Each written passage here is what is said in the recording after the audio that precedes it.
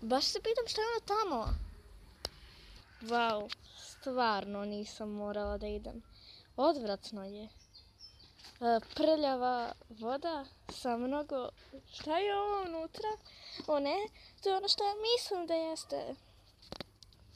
Tu je jedna biljka koja me obaveštava da je čudovište u blizini. Dobre, mislim da ga nema.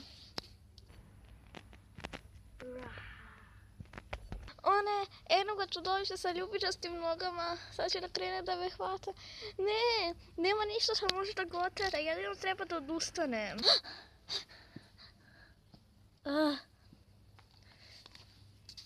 To je to. Odustajem.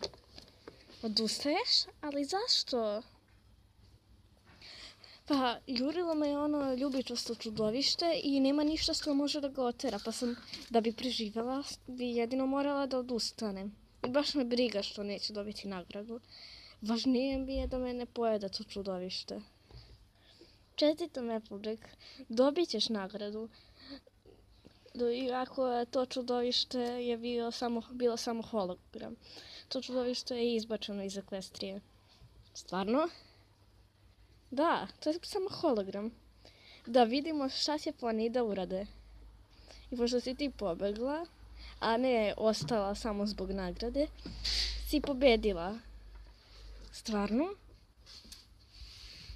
Da.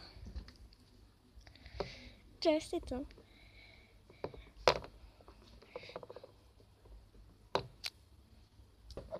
Evo, dođi po svoj trofej. Evo ga, napravljen je od pravog zlata.